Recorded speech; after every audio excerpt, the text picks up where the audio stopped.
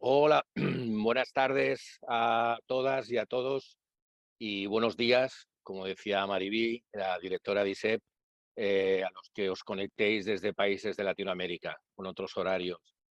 Bueno, para mí la verdad es que es un placer compartir este ratito con profesionales que sin vuestra presencia, aunque sea a través del frío ordenador de la pantalla del ordenador, no sería posible. Y antes de nada quería, pues eso, agradeceros, por supuesto, a todos los participantes que estáis allá, detrás de la pantalla, que os siento cerca, y sobre todo a ISEP, por darme la oportunidad de una cuestión muy importante para mí. Escuchaba atentamente lo que decía Mariví. La verdad es que cuando el te presentan, no sé, lo primero que te viene a la cabeza es que no estás atento, ¿no?, al currículum, sino a lo viejo que te vas haciendo, ¿no? Porque claro, más de 30 años, ¿no?, ya trabajando en el departamento, y cuando oyes todo lo que están hablando de ti, y dices: "Madre mía, pues sí que es verdad, ¿no? Todo eso he hecho", y realmente pasa el tiempo, ¿no? Entonces quería agradecerle a ISEP la oportunidad que me da de poder compartir durante hora y media, bueno, una hora y cuarto más 15 minutos de preguntas, una cuestión que es en la que llevo trabajando toda mi vida laboral, parte de ella, la gran parte de ella, pero que tiene mucho que ver con una cuestión eh, que desgraciadamente, ¿no?, está últimamente cada vez más agravándose en términos generales, ¿no? Ya podríamos hablar luego a nivel estadístico, pero que se trata de el tema de cómo se aborda a nivel de salud mental, a nivel psicológico, cómo se aborda los casos que entran en el circuito de justicia juvenil y concretamente en medio abierto, ¿vale?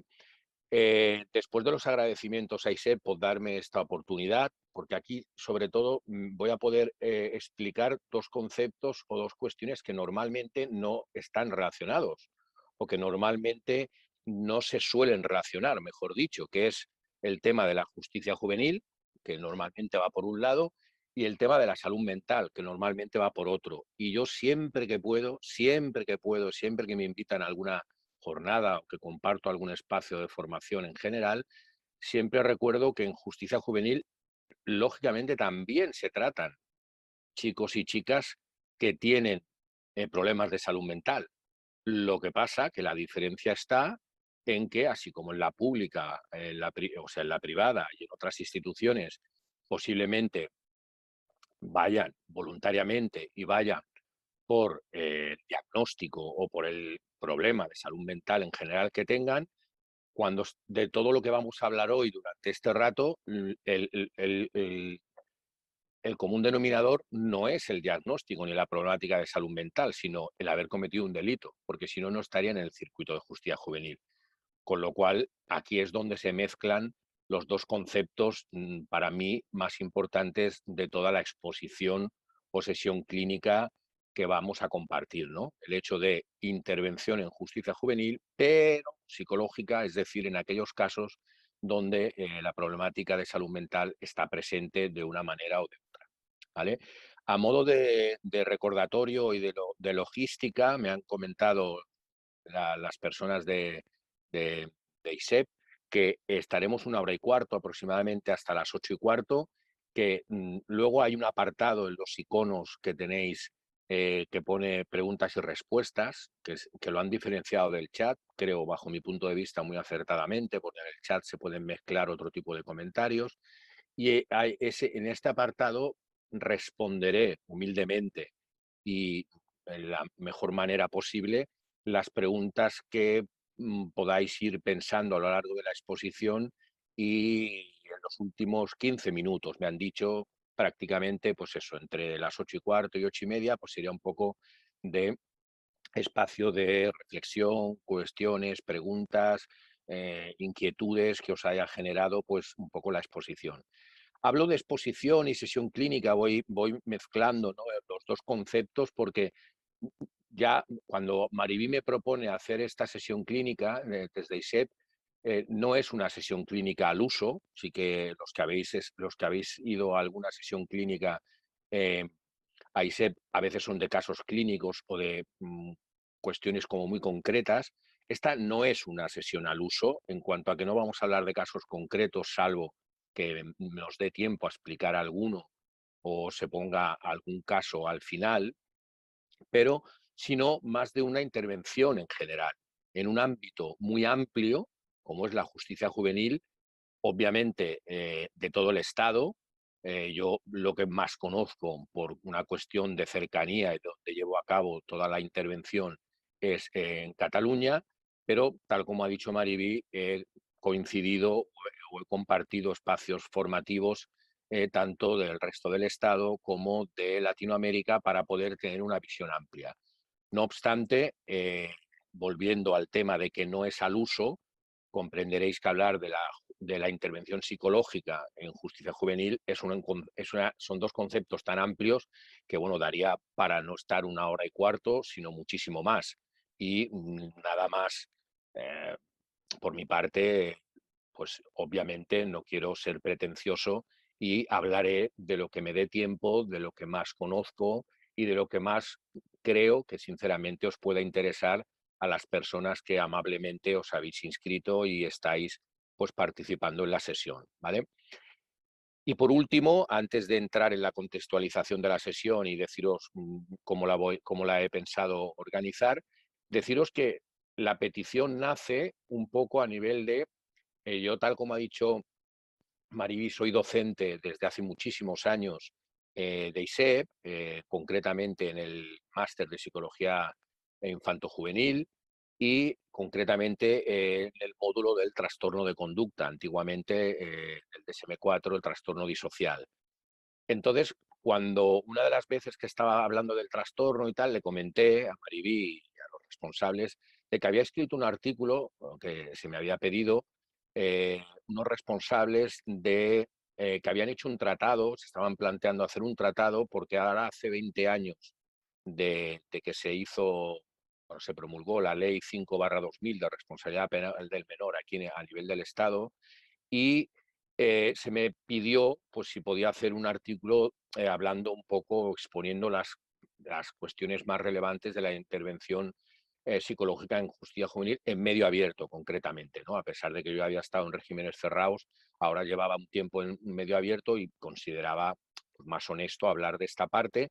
Y entonces le comenté el artículo y fue cuando salió el tema de poder en una sesión clínica hablar largo y tendido de ese artículo, pero en formato, pues bueno, explicación y exposición, con lo cual veréis que voy alternando diferentes conceptos porque para mí no es bien una sesión clínica a la que estoy acostumbrado, a lo mejor de analizar algún caso concreto, sino es más bien pues una exposición pues, de 1 hora, 1 hora y cuarto, sobre algunas cuestiones clave que yo creo que se tienen que tener en cuenta en la intervención psicológica, en justicia juvenil, en medio abierto, y 2 puntos, ¿no? Tal como decía el título, reflexiones, sobre todo, la última parte no por menos importante, y estrategias de intervención, ¿no? Un poco, posiblemente muchos de los que estéis ahí detrás de la pantalla, pues estéis ejerciendo como psicólogo, como educador, como pedagogo, como trabajador social, como jurista, y lo que os interesa a lo mejor son algunas estrategias de intervención, pues yo intentaré explicar alguna. De todas maneras, a nivel de material, que sepáis que yo he compartido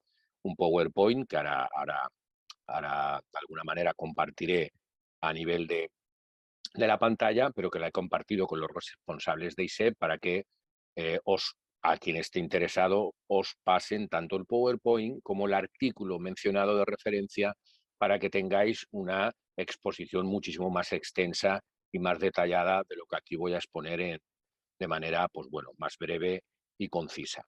¿De acuerdo? Eso sería a nivel de preámbulo, a nivel de contextualización, para que no se me vaya el tiempo. Yo he pensado un poco la sesión de la siguiente manera, ¿vale? Ahora os comparto el material, pero básicamente yo lo he pensado de la siguiente manera, que es un poco hablar de la contextualización, haré una contextualización a nivel jurídica muy breve, porque si estamos hablando de justicia, ahora me contradeciría si no hablamos de aspectos jurídico-legales, estamos hablando de jóvenes, chicos y chicas que han cometido, delitos con menos de 18 años, con lo cual hay algunos aspectos jurídicos hay que tener en cuenta. Luego una contextualización psicológica, ¿no? ¿Por qué se interviene a nivel psicológico en un mundo, en teoría, tan jurídico como la justicia juvenil? Y luego a nivel del entorno de intervención, ¿no? Del entorno de intervención en cuanto al medio abierto. Ahí destacaré dos figuras, básicamente, el técnico de medio abierto y sobre todo el psicólogo de medio abierto, que es quien va a centralizar esta intervención psicológica y que ya lo sabéis, bueno, tal como ha dicho Mariví, desde el año 2005 yo ya estoy en este rol, desempeño este rol y hablaré pues de algunas características relevantes, algunas cuestiones de metodología, de derivación, de casos, bueno, y un poco la metodología de intervención y algunas ideas clave eh, que pueden ser transversales a cualquier eh, persona que entra en el circuito de justicia juvenil, independientemente del delito que tiene y independientemente del lugar del Estado donde se lleve a cabo la intervención. ¿Vale? Si bien está claro que no en todos los sitios del Estado se han ido en estos 20 años que os he dicho, se han ido poniendo los mismos recursos ni hay los mismos modelos de gestión, por ejemplo, puede ser privada, pública, como en Cataluña, mixta, ni tampoco tienen por qué ser como en los países de Latinoamérica, ¿no?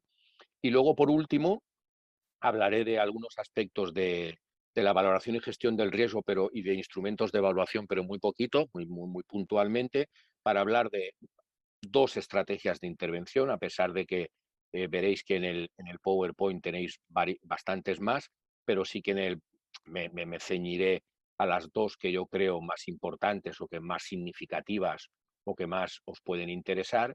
Y por último, las reflexiones y las conclusiones a las que, bueno, pues después de mi larga y dilatada trayectoria interviniendo con chicos en justicia juvenil a nivel psicológico, sobre todo ya últimamente, pues un poco creo oportuno compartir con todos vosotros, ¿vale? Esta sería un poco la propuesta y luego pues cualquier pregunta o cualquier cuestión, cualquier inquietud, cualquier comentario o sugerencia, pues sería un poco al final de la sesión, el último cuarto de hora, pues sería un poco el, el lugar donde se podría poner en marcha todo ese tipo de preguntas. A mí, no sé, imagino que hay personas que me conocen, ¿no? A ver, igual hay alguien que me conoce o que trabaja conmigo y tal. Sabéis que a mí lo que me gusta en este tipo de sesiones, en este tipo de formaciones, es hacerlo presencialmente, es en donde mejor me muevo, porque es donde más intercambio puede haber, donde más eh, práctico, donde más eh, se crean dinámicas como muy pragmáticas y muy prácticas, pero bueno, también desde un tiempo acá, pues no he tenido más remedio que, bueno, que adaptarme un poco a estos recursos más telemáticos, más virtuales, que por otro lado también he visto y he tenido que asumir de que gracias a ellos puedo llegar a muchísima más gente, ¿no? Porque esta sesión clínica, ahora estoy viendo que hay casi 100 personas que están conectadas. Claro, difícilmente, si fuera en un aforo, independientemente de la pandemia, pues difícilmente podríais estar 100 personas a la vez siguiendo una sesión clínica, con lo cual, bueno, tiene pros y contras y yo, a pesar de que no es mi espacio donde mejor me mueva, porque a mí me gustaría pues no ser esclavo de un PowerPoint, sí que he aprendido con el tiempo, cada vez voy aprendiendo yo también de estas nuevas tecnologías, que va bien tener algo de guía para no perderte y sobre todo no encasillarte o encajonarte en algún aspecto concreto, ¿de acuerdo? Entonces yo intentaré, a ver si no tengo ningún problema logístico, si no Tony me ayudará amablemente. Entonces yo quería compartir, primero de todo, con vosotros de dónde nace, de dónde sale el tema del tratado del que os he hecho referencia, es este tratado sobre delincuencia juvenil y responsabilidad penal del menor, ¿vale? Que es, bueno, es un tratado que está en las librerías ya desde hace tiempo y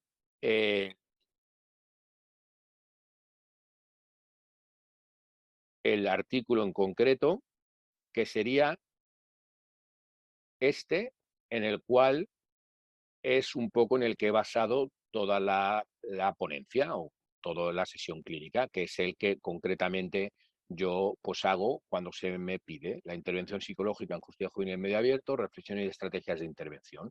Esto sería el artículo y el tratado, y luego tenemos el PowerPoint, donde intentaré, sin ser demasiado esclavo, pero no hay más remedio que serlo, espero que se vea bien. Si no, pues cualquier persona puede comentar cualquier cosa por el chat, o Tony ya me lo diría, pero en principio eh, empezaría desde aquí, ¿vale? A ver, a nivel de contextualización, intentaré ir, bueno, ir sobre la marcha como si fuera un poco una explicación. A nivel judicial, simplemente he querido destacar que donde nos situamos para entender un poco la justicia juvenil a nivel de todo el Estado es en la Ley de Responsabilidad Penal del Menor 5/2000, que tiene rango estatal, y todas aquellas leyes y reglamentos de las comunidades autónomas que fueron desarrollando desde ese año 2000-2001. ¿Qué regula? ¿Qué diferencia? Lo que regula son todos aquellos delitos cometidos por jóvenes en edades entre 14 y 18 años menos un día. No es baladí el hecho del menos un día, ¿vale? Porque podemos contar, como comprenderéis, en tantos años de intervención muchas anécdotas, pero tiene que haber un corte, y realmente con 18 años ya sería juzgado por la jurisdicción de adultos, pero con 18 años menos un día sería juzgado por la jurisdicción de menores. Normalmente, como estamos hablando de medio abierto, vamos a hablar de medidas no privativas de libertad. No es el motivo de la sesión clínica las privativas de libertad, sería otro foro. Y aquí os he puesto las iniciales para no poner tanta letra. Estaríamos hablando básicamente donde más se lleva a cabo la intervención en medio abierto. La intervención psicológica sería la libertad vigilada, el tratamiento ambulatorio, las tareas socioeducativas, el internamiento terapéutico y la convivencia en grupo educativo principalmente.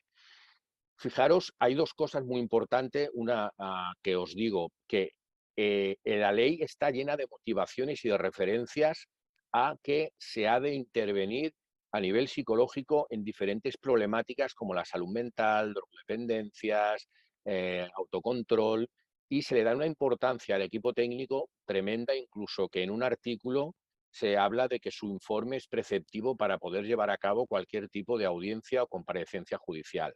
Con lo cual, a nivel judicial, yo con esta contextualización ya os situaría y no entraría más al detalle, a no ser que al final hayan preguntas. A nivel psicológico, que es un poco lo que más nos ocupa posiblemente. A nivel psicológico, ¿qué cuestiones, claro, justifican de alguna manera o avalan que se haga una intervención psicológica con chicos y chicas que han cometido delitos en justicia juvenil? Primero de todo, las aportaciones de la literatura científica en cuanto a las causas de la delincuencia. La mayoría de ellas tienen que ver con aspectos individuales, psicológicos, también sociales, por supuesto, y contextuales, que se pueden abordar desde el punto de vista de la psicología y de otras, desde otros roles, pero la intervención psicológica obviamente la va a centralizar los psicólogos. Otra cosa muy importante es que ha habido un cambio poblacional y es muy heterogénea la edad objeto de intervención, con lo cual tenemos que estar a nivel psicológico, tenemos que tener en cuenta que podemos tratar un chico o chica con 14 años y un día a un chico y un chico incluso mayor de 18 años, porque esto sí que no lo he dicho anteriormente, pero el hecho de que se juzgue a chicos con 18 años menos un día no significa que en medio abierto no se atiendan a mayores de 18 años. Obviamente que se pueden atender con mayores de edad, porque imaginaros un chico que comete un delito a los 17 años y medio, se le impone una medida educativa de internamiento que luego conlleve una medida en medio abierto, ya estás hablando de 19, 20 años y también es objeto. Incluso la ley habla de un tope en centros de 21 años, pero no habla de un tope en medio abierto, con lo cual podemos tener casos. Yo ahora mismo estoy atendiendo a un chico de 25 años por X razones, con lo cual estamos interviniendo psicológicamente con un chico de 25 años, que sería un extremo, pero también estamos con un chico o chica de 14 años y un día, que ha podido cometer el delito, ¿de acuerdo? Luego, otra cosa importante a nivel psicológico es que van apareciendo nuevos perfiles criminológicos, violencia filoparental, violencia de género entre adolescentes, contra la libertad sexual. No es que aparezcan nuevos, pero sí que aparecen en mayor cuantía, acoso escolar, delitos relacionados con las nuevas tecnologías. Contad que cuando yo empecé en todo esto, y sobre todo para hablar de los últimos 20 años de la ley, desde que está la ley, contar que, por ejemplo, la violencia filoparental como tal prácticamente, o sea, es que no existía como delito. La violencia de género en adultos sí que se conocía y que se invertía mucho en ello, pero entre adolescentes prácticamente no había. Contra la libertad sexual era prácticamente muy pocos delitos los que llegaban al circuito de justicia juvenil en medio abierto. Prácticamente todos se quedaban en centros y tampoco eran la mayoría. Y luego han aparecido nuevas cuestiones, sobre todo relacionadas con las nuevas tecnologías, ¿no? El ciberbullying, bueno, todo el tema que tiene que ver con bueno, con el material de explotación infantil, todo el tema que tiene que ver con los chantajes y el acoso a nivel sexual de jóvenes, que todo esto nos está haciendo ponernos al día a nivel psicológico para intervenir con estos nuevos perfiles criminológicos. También otra cosa importante es que han aparecido y siguen apareciendo diferentes modelos de intervención y terapéuticos. Al principio, prácticamente la literatura científica hablaba del modelo cognitivo-conductual y, de hecho, a día de hoy, todos los metaanálisis de cuando se habla de intervenciones, programas de intervención, prácticamente hablan de que son los que más eficacia tienen dentro de la poca eficacia que podríamos comentar, pero han ido apareciendo con muchísima fuerza otros tipos de modelos que también han aportado diferentes técnicas. El sistémico, no me gustaría dejar ninguno, pero claro, es un largo etcétera. El multisistémico, el psicodinámico, el de intervención breve estratégica, el del triple riesgo delictivo, el modelo multidimensional de intervención diferenciada adolescente de un grupo creado en Chile. O sea, hay cada vez más modelos. Ya no está solo el cognitivo-conductual como prioritario. ¿Y esto qué conlleva? Pues que han aparecido diferentes técnicas y estrategias de intervención, no solamente las propias del modelo cognitivo-conductual emocional, sino de todos los demás modelos, con lo cual ha enriquecido la intervención psicológica.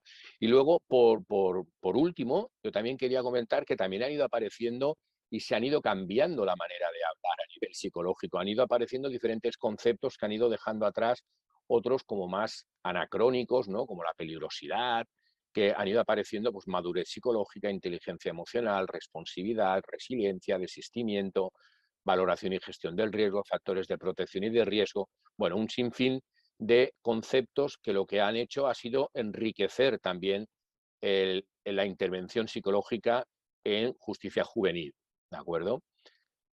Eh, Luego, a nivel del entorno donde se interviene, es en medio abierto, y aquí sí que hablaría, básicamente hablaría de tres cuestiones, ¿no? O sea, el técnico de medio abierto como una persona que centraliza todas las intervenciones y deriva los recursos especializados del entorno comunitario. La figura del psicólogo de medio abierto, que es la que realiza la intervención terapéutica o psicológica especializada, que se va creando en los diferentes momentos a lo largo de estos 20 años. Por ejemplo, en Cataluña se creó en el 2005. En las Islas Baleares, donde he tenido el placer de ir a formar a equipos de justicia juvenil, se creó hace 3 años. En otras entidades son entidades privadas y hace ya tiempo también que están instaurados desde la gestión más privada y de entornos del tercer sector. Y luego, por último, hay que tener muy en cuenta que el entorno del medio abierto, si hay una cosa que la caracteriza, es los recursos especializados de la red comunitaria, sean públicos o privados. Vamos a tener que trabajar con ellos de la mano porque el entorno donde se va a llevar a cabo la intervención psicológica es en el propio entorno, que es lo que va a diferenciar de una manera muy significativa la intervención que se puede hacer, por ejemplo, en centros de internamiento. Nos centramos un poco, veréis que no me podré detener mucho en todos los aspectos, pero nos centramos un poco por su relevancia, ¿no? Y la aparición de la figura, y que es la que va a centralizar el tema de la intervención psicológica. nos vamos a centrar un poco en las características relevantes del psicólogo de medio abierto. El psicólogo de medio abierto, que en cada sitio del Estado y en Latinoamérica posiblemente tengan diferentes nombres, pero lo que viene a decir es aquella persona especialista o especializada que va a complementar la intervención del técnico de medio abierto y de los recursos de la red comunitaria, y que aquí, por ejemplo, en Cataluña, desde donde os hablo, pues forma parte de la gestión pública, pero desde otros sitios pues forma parte desde otras instituciones, pero que yo creo, por la experiencia y por el contacto que he tenido en los diferentes sitios donde os he comentado, básicamente hay 4 o 5 cuestiones que, sean de una gestión o sean de otra, se tienen que dar para que el psicólogo de medio abierto haga un trabajo efectivo. Versatilidad, es decir, que tenga la capacidad de adaptarse a diferentes problemáticas. Contad que los chicos que vienen a justicia juvenil no vienen por un problema de salud mental ni por un diagnóstico, sino vienen por un delito. Es lo que va a diferenciar la práctica privada, la práctica en otros entornos, de la de justicia juvenil. Obviamente, luego vamos a tener que ver cómo, luego hablaremos en las estrategias de intervención, cómo esa obligatoriedad y esa judicialización de inicio, ¿cómo la podemos convertir a nivel terapéutico en algo que realmente el chico o chica se vincule y que realmente sea eficaz para ellos, ¿no? Especificidad, es decir, la especificidad es que esté formado específicamente en atender este tipo de problemáticas. Cuando te coordinas con otros recursos de la red comunitaria, igual que hay otras instituciones o otros profesionales que están formados y que se nota, ¿no?, que tienen como mucho bagaje en tipos de trastornos, pues yo qué sé, por ejemplo, el trastorno del espectro autista o a nivel de trastornos de salud mental graves. Claro, cuando estamos hablando de justicia juvenil, está muy bien ir de la mano en todos aquellos eh, delitos, eh, en todas aquellas especificidades de los delitos, ¿no?, de las orientaciones diagnósticas que van de la mano con un delito. Por otro, tercer punto sería, aquí olvidaros solo de la palabra agresores sexuales, sería en general, esto lo tenía que haber quitado, se me ha pasado, disculpad, sería adaptación de la psicología a los perfiles criminológicos en general: abusos sexuales, violencia filoparental, acoso escolar, robos con violencia, intimidación, etcétera. Luego, la capacidad de poder evaluar y hacer un buen tratamiento individualizado. Si hay algo que es realmente importante y que yo siempre que puedo lo pongo de manifiesto, es que una cosa que yo creo que nos diferencia un poco de la jurisdicción de adultos y que realmente nos da bastante plus de intervención es la capacidad de poder todavía individualizar los casos, ¿no? A pesar de que pueden ser ratios elevadas, pero el hecho de poder intervenir individualmente, el hecho de poder adaptarnos a la casuística de cada caso y hacer tratamientos individualizados, lo que Andrus y Bonta hablan responsividad, ¿no? Eso nos da un plus de que la eficacia sea mayor en cuanto a que podemos adaptar los tratamientos en función del chico o chica que tenemos delante. Y luego otra característica que tiene que tener, si no es difícil trabajar como psicólogo en el medio abierto, es capacidad para coordinarse de manera exhaustiva con los técnicos de medio abierto y los recursos especializados de la red comunitaria. Si no tienes esa capacidad de coordinación, va a ser muy difícil poder llevar a cabo una intervención psicológica eficaz, porque formamos parte de un todo. El chico es el mismo y funcionamos, intervenimos en diferentes momentos y diferentes entornos, pero el chico es el mismo y las necesidades posiblemente sean las mismas. A nivel de los tipos de casos que atendemos, según la medida judicial, como he dicho antes, son las no privativas de libertad o aquellas que traen una medida de medio abierto posterior a una medida de internamiento desde la nueva ley, ¿vale? Serían en las que más habitualmente intervenimos. El tipo de metodología, en cuanto a la metodología, normalmente se interviene básicamente a nivel individual, a nivel grupal y con las familias. A nivel individual es muy importante hacer un protocolo para la evaluación del caso. La entrevista motivacional como estrategia prioritaria, luego hablaré de ella, me detendré un poquito. La detección de necesidades, factores de riesgo de protección y una buena planificación de esas estrategias de afrontamiento que van a intentar motivar al cambio y que realmente o perseguir y conseguir el objetivo de que no haya reincidencia y que desaparezca esa problemática asociada a la conducta delictiva y de problemática de salud mental. Un abordaje cognitivo-emocional motor, es decir, desde los 3 niveles de respuesta. Esto también me extenderé un poquito en las estrategias de intervención.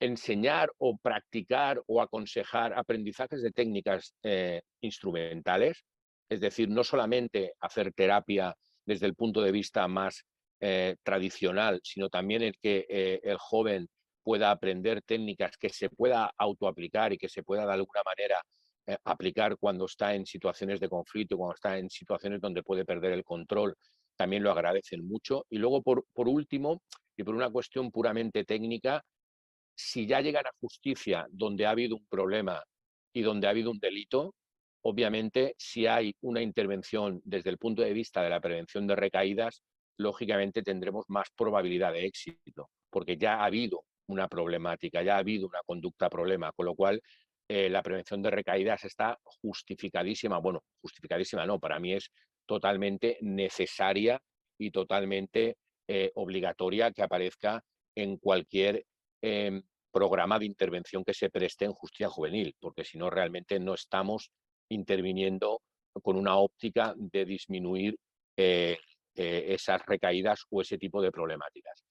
A nivel grupal, como os decía, aplicamos diferentes programas grupales. Yo he puesto uno aquí como ejemplo, el abordaje de las conductas violentas, ¿no?, que se creó hace muchos años aquí en Cataluña. Aplicación de programas grupales para padres y madres, no específico de ningún delito, sino de habilidades parentales.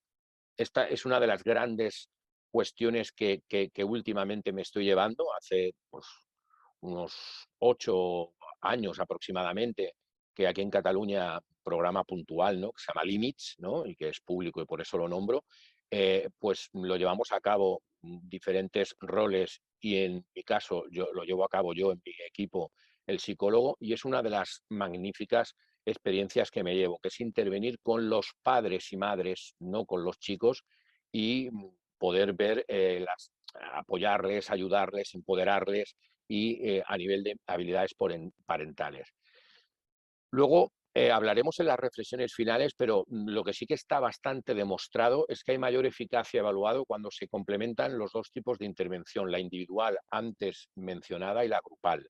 Eso está en diferentes metaanálisis demostrado que cuando tú puedes hacer una intervención grupal, dijéramos, de los cimientos, ¿no?, de cosas transversales del grupo de chicos que tienes delante y complementarla con una intervención exhaustiva y propia de la problemática individual que tiene el chico que tienes delante, la probabilidad de éxito y la eficacia es mayor.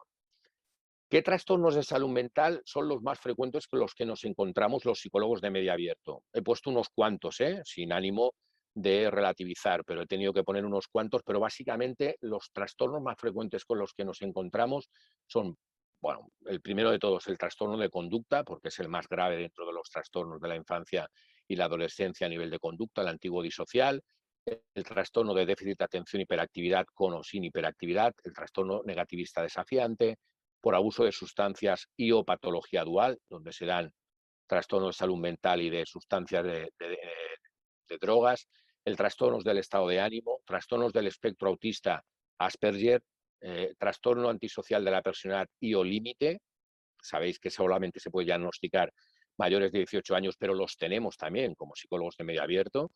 Y luego tener en cuenta que a veces las etiquetas o la identificación de trastornos a veces es muy difícil. ¿Por qué? Porque coexisten más de uno, lo que se llama la comorbilidad, ¿no? Con lo cual a veces es muy difícil acertar, pero tenemos ese reto para poder afinar más en la intervención. No es lo mismo con un trastorno de conducta que con un trastorno de patología dual que esté en un momento florido a nivel de consumo, ¿no? Entonces eso nos indicará de alguna manera nos ayudará a afinar en el programar mejor el tratamiento más específico individual. A nivel de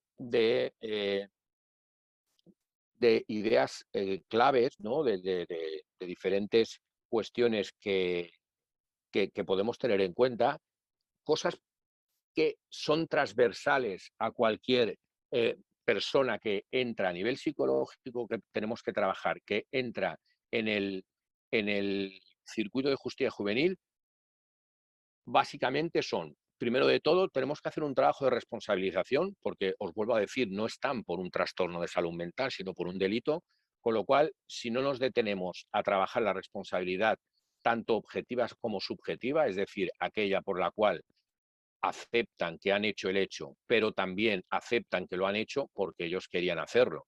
No solamente lo aceptan desde el punto de vista más frío, porque yo estaba allí, o culpando a la víctima, sino de una manera más subjetiva. Eso es el primer paso. A veces es muy difícil, tienes que invertir y depende también qué tipo de trastornos tengas delante, va a costar más o menos. Luego hay otra cosa que es muy importante tener en cuenta, que son las diferentes fases por las que pasa. Aunque cada caso es un mundo, las diferentes fases se repiten normalmente.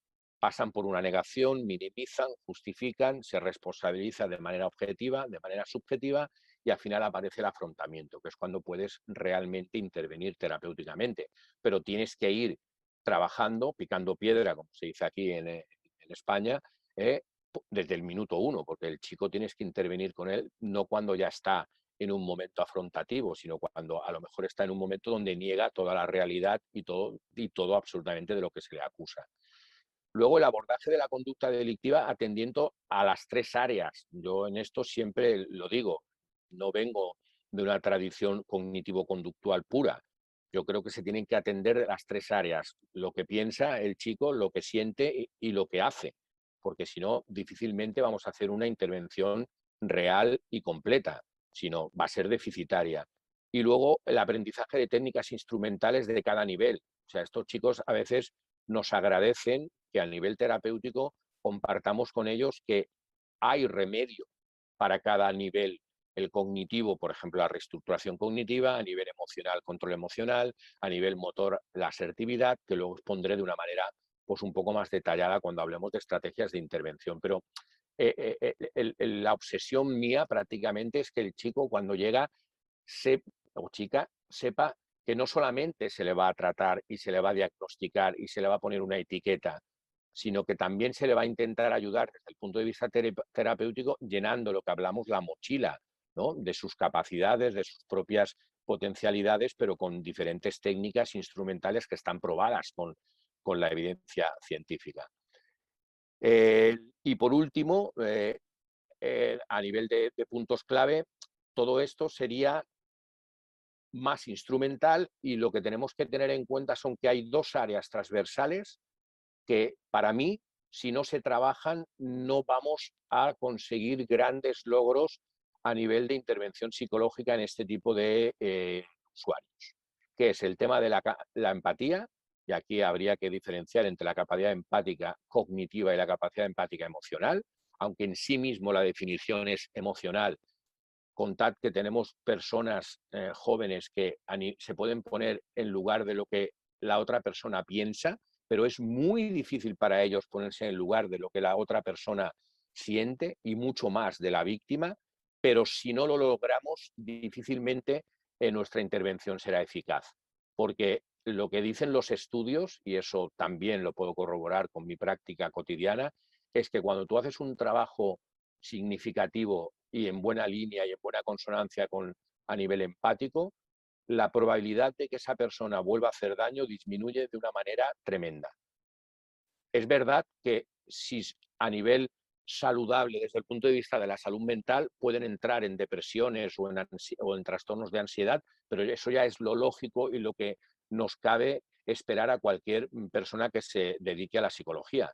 Lo que no es muy propio es que no haya ningún trastoque a nivel ansioso o depresivo, porque podemos estar delante de características más psicopáticas y antisociales que, bueno, por desgracia a veces son los que más vemos en los circuitos de justicia juvenil. Y el siguiente, eh, el siguiente concepto transversal serían los valores, porque estos chicos a veces nos llegan con una escala de valores, bueno, si viéramos las diferentes estadios de Colbert, estarían todos en situaciones primarias, ¿no? Entonces, lo que trabajamos mediante el dilema moral es el tema de que vayan pasando a escalas o a estadios más superiores desde el punto de vista moral y de alguna manera también cada vez el tema de la empatía y del desarrollo en valores, si se va trabajando al unísono, a pesar de que sean transversales, la verdad es que la eficacia complementa un poco a toda la parte más instrumental de la intervención, que serían las ideas que os he comentado al principio. Y fijaros lo que os pongo aquí en negrita, la importancia de implicar a la familia en el tratamiento.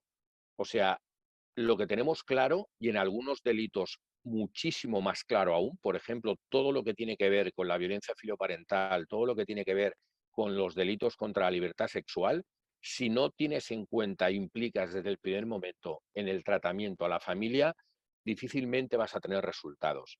Eso no significa que la familia tenga que pasar por lo mismo que el chico. No hay que olvidar que el que tiene la medida judicial por haber cometido un delito es el chico, pero sí que es verdad que la familia tiene que estar implicada desde el minuto uno en el tratamiento psicológico. Tenemos muchas familias que van a ser muy reacias, muy refractarias, igual que hay chicos refractarios al tratamiento, pero hay que intentarlo, hay que intentar de alguna manera implicarlos desde el primer momento para que de alguna manera tenga más efectividad las intervenciones que estamos haciendo, que digo yo, de despacho, ¿no? Los instrumentos de valoración, sí que para que me dé tiempo a extenderme un poco más en las estrategias de intervención, simplemente los voy a mencionar, si alguien tiene alguna ayuda al final. Los he dividido básicamente en los que valoran el riesgo de reincidencia, pues diferentes, el SABRI, el PCL, el IGI de jóvenes, que lo que hacen es valorar el riesgo de reincidencia, que los psicólogos podamos detectar y los técnicos de medio abierto y podamos detectar qué probabilidad de reincidencia, qué probabilidad de riesgo de reincidencia hay pues en cada situación del Estado. Y me consta que, porque han contado conmigo en diferentes formaciones en países de Latinoamérica, se está poniendo pues bastante en boga todo el tema de esta valoración del riesgo de reincidencia. Y luego también instrumentos específicos que utilizamos los psicólogos, desde los de personalidad a los de habilidades cognitivas, a los de inteligencia. Y os he hecho aquí en el Power, pues bueno, cuando hago el trastorno de conducta en ISEP, os he hecho aquí un montón de relación de instrumentos que el que esté pues como bastante motivado en el tema, pues que lo puede ojear y veréis que están diferenciados por los diferentes conceptos que trabajan, ¿vale? Aquí tenéis Sabri en una diapositiva, todos los factores históricos, sociales, individuales y de protección que de alguna manera intenta evaluar, y entraríamos un poco ya de lleno en las estrategias de intervención. Las estrategias de intervención básicamente me voy a detener en dos, ¿vale? Aunque veréis más en el Power, me voy a detener básicamente en una individual y en una grupal, que no creo que me dé tiempo a, a mayor detenimiento. Pero a nivel individual, la entrevista motivacional, para mí, desde mi punto de vista, humilde, pero yo creo que a tener en cuenta eh, por mi experiencia con este chico, con este tipo de jóvenes, la entrevista motivacional tiene un plus diferente a la entrevista tradicional o más descriptiva, en cuanto a que lo que intenta, luego veréis un poco las definiciones, luego os pasaré el Power, pero este sí que dejadme un poco que las estrategias de intervención las explique más a mi estilo, más tranquilamente, sin tan esclavo del Power como en la primera parte.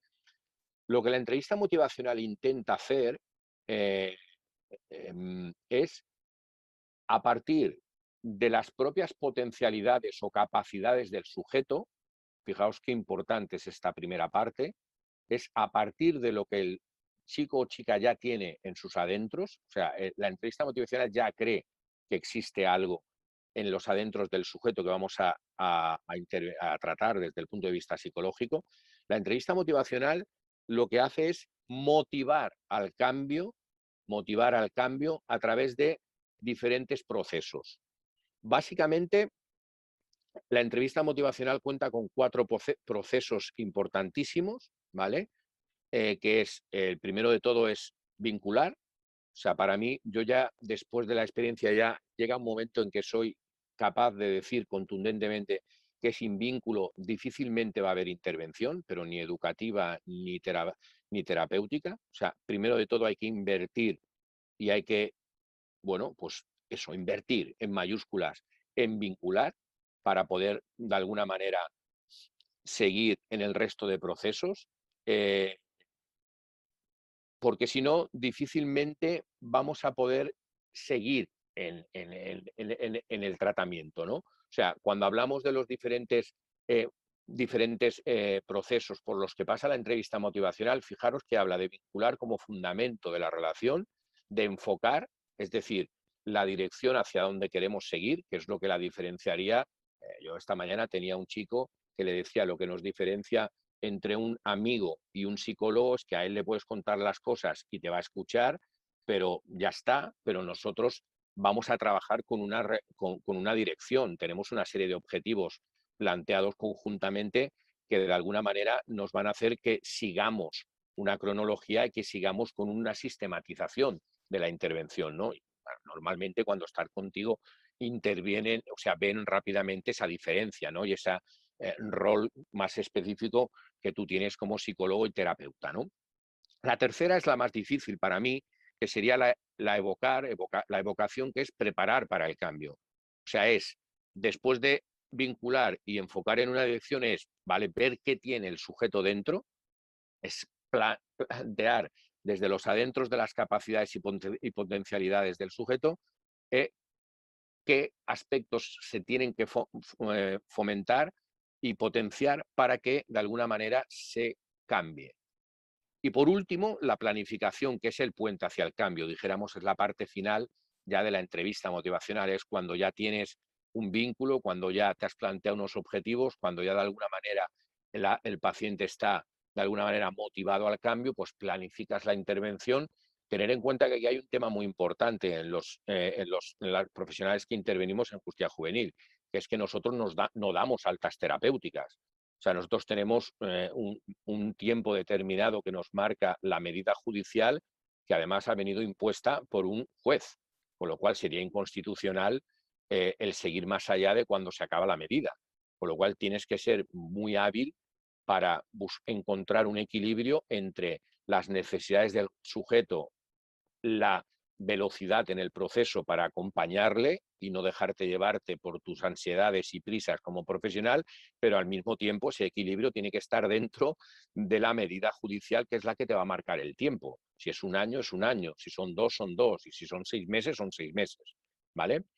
He pasado de largo las diferentes definiciones porque ya os lo he explicado, pero con la que yo me quedo es que para mí ya se ha convertido en un estilo de comunicación colaborativo. Para mí ya es más que una técnica.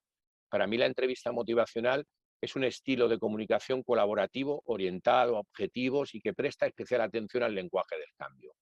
Está diseñada para reforzar la motivación personal y el compromiso con un objetivo concreto, suscitando y explorando los motivos que tiene la propia persona para cambiar en una esfera de aceptación y de compasión.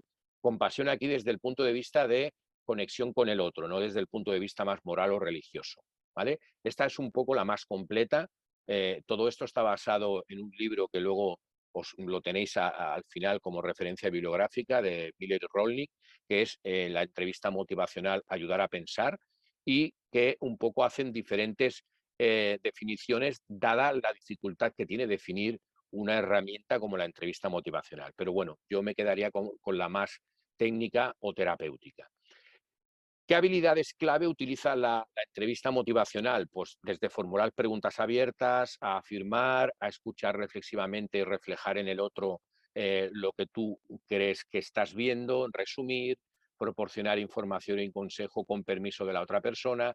Aquí lo que he intentado es resaltar un poco las diferencias que hay entre el modelo más informativo, que por supuesto es complementario y que no estoy diciendo que uno excluya al otro, que por ejemplo el modelo motivacional, ¿no? Me quedaría más con la parte derecha, sería el modelo motivacional, aquel que estimula para pasar a la acción, favorece el posicionamiento ayudando en la reflexión, resume los puntos de vista, actúa colaborando para ayudar a decidir por el cambio.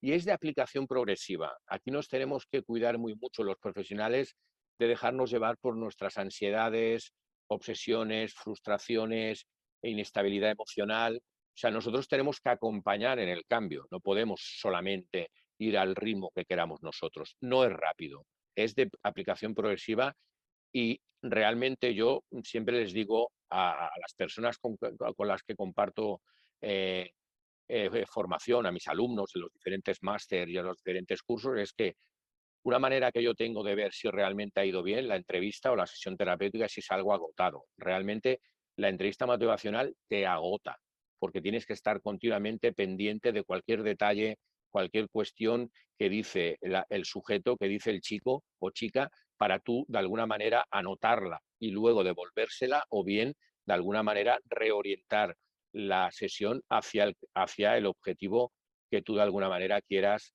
llevar. Aquí, claro, la entrevista motivacional, básicamente, sin extenderme, porque no tenemos tiempo, la entrevista motivacional se empapa básicamente del modelo transteórico de Prohaska y Di Clemente de los estados de cambio, que es muy utilizado por profesionales que trabajan en el mundo de las adicciones, de las sustancias adictivas, pero que los autores ya se encargaron de demostrar y los que lo aplicamos en otros formatos y en otros ambientes lo tenemos clarísimo. Esto nace, la entrevista motivacional, para el abordaje de la drogodependencia y concretamente del abuso del alcohol en los países anglosajones, pero ahora se utiliza en cualquier tipo de problemáticas, con lo cual está bien tener un modelo motivacional desde el punto de vista que te orienta, pero también está bien tener un modelo transteórico, o sea, un modelo que crearon Prohaska y Clemente en el cual es transversal, o sea, cualquier sujeto va a pasar por estas fases, ¿no? Pues que ya serán hartamente conocidas por los que estáis ahí detrás de la pantalla, pues que desde una fase más precontemplativa, contemplativa, determina cambios activos, mantenimiento, consolidación de estos y una cosa muy importante que aquí sí que me gustaría detenerme, nada, 2 segundos, que es el tema de la prevención de recaídas. Eh, a ver, me he encontrado a lo largo de este tiempo el tema de que la prevención de recaídas, algunos profesionales, si no se tiene en cuenta que forma parte del proceso, a lo que te puede abocar es a una frustración o a lo que te puede abocar es a un abandono del plan de tratamiento que tengas que hacer porque lo puedes ver vivir como un fracaso profesional y de alguna manera también impregnar al sujeto de que ha sido un fracaso. Obviamente, tanto sea en el tema de drogas como de la reincidencia delictiva, con problemáticas de salud mental, en cualquiera de sus acepciones, obviamente lo ideal es que haya recaída cero, pero eso es lo ideal. Los que trabajamos en el día a día sabemos que eso es eso, ideal, utópico, pero que difícilmente pasa, con lo cual la recaída es muy importante tenerla en cuenta como parte del proceso y que si pasa, se ha de tratar como eso, como una parte más del proceso y que nos ha de seguir animando al sujeto a seguir con el proceso motivacional al cambio y que no se quede enquistado en esa recaída. Nos encontramos con chicos, acordaos los trastornos de salud mental que más normalmente nos encontramos como psicólogos de medio abierto en general, y nos encontramos con chicos que normalmente los trastornos son de reto, de conducta, de negativistas, ¿no? Entonces, normalmente lo que te vas a encontrar son formas de resistencia pues, que te van a intentar menospreciar, hostilidad, retar, interrumpir, negar, ignorar. Estas cuestiones son las que nosotros, ¿cómo las vamos a contrarrestar dentro de la entrevista motivacional? Pues las vamos a contrarrestar escuchando activamente, atenuando los argumentos del otro, controlando los factores irritantes, no entrando en los espirales defensa-ataque, no tomarlo como un tema personal, no etiquetado de los comportamientos, verificación de la comprensión y resumen de si han entendido lo que le estamos diciendo. A veces les hablamos de una manera a los jóvenes que no entienden. Si no entienden lo que estamos compartiendo con ellos, es que difícilmente, si no lo entienden, difícilmente ya no es que vayan a cambiar, sino que difícilmente van a poder seguir nuestra terapia. Y luego hay 3 palabras que eso no lo he sacado de los autores, sino que lo he sacado de mí, que es un poco las que me guían en mi intervención, que es paciencia, prudencia y honestidad. Yo es lo que cada día me da ánimos después de casi, bueno, pues eso, 32 años de intervención con jóvenes y casos muy complejos y muy complicados. eh, el hecho de tener paciencia, de saber que no se van a ver los resultados, porque luego ya diré que también va a depender del posicionamiento que tenga el paciente, no va a depender única y exclusivamente del profesional. Tenemos que ser prudentes con los objetivos que nos planteamos y sobre todo ser muy honestos con ellos, decirles lo que les podemos ofrecer y lo que no. Y cuando hay que eh, no, decirle que no podemos asumir ciertas cuestiones, pues hay que ser honestos y decirlos. Y sobre todo también honestos con nosotros mismos, porque así también lo seremos con el encargo que nos hará la sociedad, ¿no? Entonces, ¿qué cuestiones yo diría que yo jamás utilizaría independientemente de la problemática o la complejidad del caso? Pues yo no mentiría, evitaría la ansiedad de gustar, esa ansiedad que a veces los profesionales tienen en querer gustar en las sesiones y que el chico se sienta cómodo y tal, está muy bien, pero no nos sabe eh, hacer perder que nuestro objetivo no es gustar al paciente, no es ser su amigo, es que se sienta cómodo y crear un clima donde vincule, pero que el objetivo es que cambie y que deje de delinquir en el caso de justicia juvenil y que mejore en su trastorno de salud mental o de adicciones en el caso de salud mental o adicciones. Evitar la rigidez. Difícilmente en una entrevista motivacional, si eres muy rígido, vas a lograr realmente cumplir tus objetivos. Y claro, una de las cosas más importantes que ya he dicho varias veces, controlar las emociones. Si no las controlas las emociones como profesional, difícilmente vas a poder pedir luego al chico o chica que las controle él. Con lo cual, difícilmente vas a poder hacer una buena intervención. Y aquí os he dejado 10 habilidades que la entrevista motivacional de alguna manera propone y que simplemente os las puedo leer, que es escuchar activamente, empatizar, resumir, hacer preguntas normalmente abiertas, ser positivo y recompensante, enviar mensajes yo, acuerdo parcial y disco rayado, dar información útil, ayudar a pensar y elegir el lugar y momento adecuado. Yo cuando hablo de la entrevista motivacional en una jornada o una formación larga, hablo de cada una de estas habilidades y de cada cuándo la defino, cuándo es más oportuna utilizarla y ver la entrevista motivacional como el compendio, como el conjunto de todas ellas. Porque claro, un buen entrevistador desde el punto de vista motivacional no es el que sabe escuchar activamente únicamente, sino el que sabe escuchar activamente, pero también sabe dar información útil, sabe empatizar, con lo cual es el mejor entrevistador desde el punto de vista motivacional, es el que combina todas las habilidades y sabe elegirlas en el momento y problemática adecuadas. ¿De acuerdo? Esto sería un poco el tema, resumiendo de manera muy resumida, valga la redundancia, la entrevista motivacional, pero que yo creía oportuna. En el artículo está más desarrollado y si alguien quiere tener más información, pues la bibliografía que os he dicho, el libro que os he dicho, eh, lo, lo podéis comparar, comentar o incluso me podéis escribir un correo. Veréis que al final de toda mi exposición hay un correo personal y que estaré encantado de atender dentro de mis posibilidades cualquier cuestión que aparezca, no solamente aquí en la sesión clínica, sino en posteriores días. ¿De acuerdo?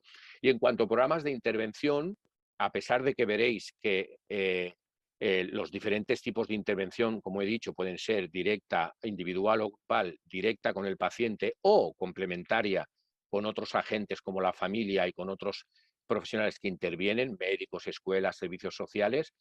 Sí que os he puesto en el Power 4 programas, pero solo me voy a detener en uno y voy a nombrar otro, ¿vale? Que es, os lo he puesto en el Power por si alguien está muy interesado, pero que son los programas de competencia psicosocial, ¿no? Es un concepto que os he dicho que cada vez va tomando más fuerza y que de alguna manera normalmente lo aplican más los técnicos, pero también lo pueden aplicar los psicólogos. El programa informativo motivacional de drogodependencias es para cuando hay problemas relacionados del consumo de drogas a nivel de justicia juvenil con el delito, relación delito, y donde me detendréis en el de conductas violentas porque creo que la violencia es una de las síntomas que mayor aparece en los chicos o chicas que atendemos en justicia juvenil. Y luego, por último, nada, simplemente mencionaré, como he dicho, que hay que trabajar con la familia. Hay algunos programas de habilidades parentales, como el LIMITS, por ejemplo, en Cataluña, que es para empoderar a los padres y madres que sus hijos están en el circuito de justicia juvenil, ¿de acuerdo? Entonces, de todos estos voy a ir pasando, ¿de acuerdo? Lo veis en el Power y me detendré en el de eh, conductas violentas, que como veréis es el objetivo general que persigue este programa es mejorar la competencia social con conductas violentas objetivadas en su patrón de conducta, concretamente en el justicia juvenil en el delito. El paradigma teórico sería marco general cognitivo-conductual emocional, aprendizaje social de Bandura y la estructura de prevención de recaídas de Peters. Y las áreas deficitarias que de alguna manera trabaja son la impulsividad, el déficit en el pensamiento lateral, baja tolerancia a la frustración, pensamientos deformados, déficit de las relaciones interpersonales, locus de control externo, déficit en empatía, egocentrismo, inestabilidad emocional, resistencia al cambio y déficit en estrategias de afrontamiento. ¿De acuerdo? A nivel de constructos, sería, por un lado, el autocontrol emocional, la resolución de problemas, habilidades sociales o asertividad, distorsiones cognitivas, empatía, desarrollo en valores y prevención de recaídas como parte final del programa. ¿Qué modelo veréis que está en el artículo más desarrollado y que es un poco el modelo de intervención general para el abordaje de la violencia y que tuve el placer, ¿no?, de sintetizar y de publicar en un libro hace ya bastantes años, ¿no? Eso es el modelo de intervención general que tiene en cuenta, primero de todo, el análisis funcional de la conducta, es decir, explicarles eh, qué tipo, por qué pasan las cosas que les pasan y evitar discursos no responsabilizadores de lo que han hecho. La intervención de los tres niveles de respuesta, a nivel cognitivo, emocional y motor. Intervención sobre la conducta violenta, las técnicas de control de la ira y otras intervenciones, dilemas morales, desarrollo de la empatía, prevención de recaídas. Aquí lo tenéis más gráfico, aunque no me pueda detener. Antecedentes, conducta y consecuencias sería el análisis funcional de la conducta. Los tres niveles de respuesta con cada técnica que trabajo prioritariamente, emocional, la relajación progresiva y otras técnicas de autocontrol. La cognitiva, reestructuración cognitiva, resolución de problemas, técnica autoinstruccional. Hoy me decía una chica que tenía esta mañana, pues yo la técnica de distracción del pensamiento me va de maravilla, pues genial. Pero hay otra como la de autoinstrucción positiva que la veo muy complicada. Bueno, pues es cuestión un poco de llegar al equilibrio. Y por último, a nivel motor, a nivel conductual puramente dicho, estaría todo el trabajo de la asertividad como tendencia que el ser humano debe, no solamente estos chicos que vienen en justicia juvenil, sino cualquier ser humano debería tender a ser asertivo, ni agresivo ni pasivo, a pesar de que todos sabemos que son mezclas o tendencias y que lo que se ha de buscar es la asertividad o el punto medio. Las técnicas del control de la ira es para algo muy específico cuando estamos trabajando la violencia, son, bueno, simplemente veo la curva de la hostilidad como concepto importante y las cuatro técnicas del control de la ira más significativas, el tiempo muerto, distracción del pensamiento, autoinstrucción positiva y relajación, y luego el abordaje de los valores con dilemas morales, empatía, con el programa para el desarrollo de la empatía y programa de prevención de recaídas, que el objetivo final sería hacer un programa individual de autocontrol de cada uno del sujeto, de cada sujeto con el que estamos interviniendo. Esto es la manera más gráfica, técnicas instrumentales ya las hemos hablado, y luego aquí estaría por módulos, que también ya lo hemos hablado. Y luego, por último, antes de hablar de las reflexiones y conclusiones, por último, os he puesto nada como ejemplo la definición de hay infinidades de programas para trabajar el tema de las habilidades parentales, que como modelo lo que cogen es un modelo de intervención psicoeducativa estructurada, orientada a ayudar a los padres y madres que han entrado en el circuito de justicia juvenil, independientemente del delito que han hecho sus hijos, a reforzar su función educativa y modificar pautas educativas no funcionales. con el objetivo de contribuir a limitar o evitar conductas de riesgo y transgresora de sus hijos. Os explicaba mi anécdota o mi experiencia con el programa Limits, pero me consta que en otros sitios del Estado y en otros sitios de Latinoamérica hay otros programas, escuela de padres, de habilidades parentales generales, que también dan sus resultados y que lo importante es tener en cuenta en la terapia, aquí sería a nivel grupal y a nivel individual, cuando trabajas con ellos, complementando la intervención del hijo. Y a nivel de reflexiones, que no quiero ir demasiado rápido, tenemos 5 minutos. A nivel de reflexiones, hasta aquí, después de la hora y algo que llevamos, un poco lo que yo he querido deciros es, primero de todo, que las problemáticas de salud mental de los jóvenes inmersos en circuitos de justicia juvenil no tienen una explicación unicausal, sino multicausal, y que es importantísimo, es una problemática compleja y necesita intervenciones con visiones holísticas, es decir, globales, no sesgadas, individualizadas, realistas y coordinadas. Las leeré. Hay un tema muy importante, que es que el periodo evolutivo donde se encuentran los jóvenes que atendemos, infancia, adolescencia y juventud, dificulta mucho hacer diagnósticos claros y concisos, tanto clínicos, educativos como sociales, pero por otro lado son totalmente necesarios, como he dicho al principio, para poder acertar en las intervenciones, con lo cual es un reto que tenemos los profesionales encontrar dicho equilibrio entre las dos cuestiones. La herramienta básica que tiene cualquier profesional que interviene con adolescentes y más en circuito juvenil y a nivel psicológico, si me apuráis, es la relación interpersonal, con lo cual es muy posible que nos encontremos con resistencias del joven y poca motivación al cambio. Normalmente los chicos no piden voluntariamente la ayuda, y menos los que están en el circuito de justicia juvenil, que vienen obligados por un juez.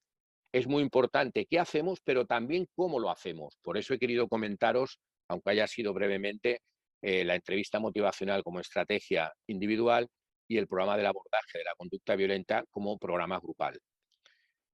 Importancia de tener en cuenta, esto es muy importante, de tener en cuenta los 3 agentes o variables que están presentes en cualquier interrelación. Normalmente siempre atendemos al joven, o sea, somos unos expertos en la adolescencia, en saber las características del adolescente, del joven, factores de riesgo, factores de protección, nos formamos en estrategias y técnicas de intervención, así como el entorno donde lo llevamos a cabo, pero ojo, que a veces descuidamos el tema nuestro individual, que es qué profesional, qué habilidades y capacidades tengo yo como profesional, porque esto es muy importante a la hora de llevar a cabo una relación terapéutica. Si he dicho que en una entrevista motivacional el proceso es totalmente de interacción, si luego me contradigo y no tengo en cuenta mis habilidades, mis capacidades, mis limitaciones, no todos actuamos igual delante de una problemática concreta, ante un silencio de un chico que no habla, ante una problemática de un chico que pierde el control en una entrevista motivacional. No tenemos todas las mismas habilidades, con lo cual hemos de verlo desde el punto de vista de poder, cuanto detectemos un déficit, poder de alguna manera trabajarlo a nivel, pues, con formación. Importancia de entender la conducta violenta como la suma de un constructo general con áreas deficitarias, lo cual nos permite intervenciones genéricas con constructos más específicos individuales. La eficacia probada de intervenciones que combinan los dos conceptos anteriores, intervención grupal e intervención individual, Redondo, Camps y conmigo mismo en una análisis, una investigación que hicimos en el 2006. Intervenciones que han demostrado más eficacia, las de corte cognitivo-conductual, pero trabajando los aspectos emocionales, que centran sus objetivos en abordar las necesidades individuales, modificar los factores de riesgo dinámicos y potenciar las competencias psicosociales del joven. Pero esto no sería por sí solo, necesita complementar estas intervenciones, se necesitan con las llamadas indirectas, que aumentan la probabilidad de generalizar o mantener dichos aprendizajes y cambios en otros entornos distintos a la intervención profesional. Aquí estaríamos hablando de la intervención con familias, programa Limits, Gordon, y extensivo al ámbito comunitario, que sería la terapia multisistémica. Importancia y necesidad de coordinación entre los diferentes profesionales e instituciones que intervengan con el joven. El joven es un todo y no solo la parte que vemos detrás de nuestro rol, no solamente podemos mirar nuestra intervención. El joven es el mismo, pero en diferentes momentos de un proceso. Y por último, el tema de las conclusiones, que tienen mucho que ver con las reflexiones, pero un poco a nivel de síntesis, lo que he querido comentar es que la delincuencia y violencia juvenil propios en algunos trastornos de salud mental, y que es un poco lo que nos ha ocupado este tiempo de la sesión clínica, es un problema social importante, preocupante, con múltiples causas, abordaje complejo y que requiere de intervenciones, como he dicho antes, holísticas, realistas, asumibles, sin sesgos y coordinadas. Para que las intervenciones sean eficaces, se ha de tener en cuenta la relación joven, profesional y entorno. Es necesario aplicar estrategias individuales y grupales, así como directas sobre la conducta problema como indirectas. Es necesario intervenir con el joven y con la familia, y si es posible con los demás agentes del entorno comunitario. Es muy importante tener profesionales formados y especializados en función del rol que desempeñen. Es muy importante crear circuitos de coordinación y colaboración de justicia y de salud mental. Aquí añadiría la importancia de la prevención. Nosotros ya estamos en prevención terciaria porque ya se ha hecho la conducta problema, pero es importantísimo el tema de la prevención, de aplicar programas grupales con padres en salud mental, en escuelas, en niveles más médicos y clínicos, no cuando ya llegan a justicia juvenil, que ya está el problema hecho y que ya no es tan preventivo. Y concretamente, como estamos hablando de justicia juvenil y salud mental, daba las gracias al principio a ISEP y también al final, porque he podido utilizar las dos cuestiones que se me pedía un poco en esta sesión y con las que yo me siento muy cómodo en mi rol profesional diario, que es personas que han cometido delitos, con lo cual están relacionados a nivel judicial, con problemas que tienen trastornos o problemas de salud mental. También a nivel de conclusiones, la violencia y la delincuencia se puede prevenir con métodos basados en la evidencia. Todo el tema último que están en las guías de predicción de violencia, necesidad de utilizar instrumentos de evaluación del riesgo, importancia de gestionar el riesgo mediante programas de intervención individuales, lo que se llama la responsabilidad de Andrios y Bonta, y necesidad de tener profesionales formados en la valoración y gestión del riesgo. No solamente hablar de ello, sino tener profesionales formados de ello.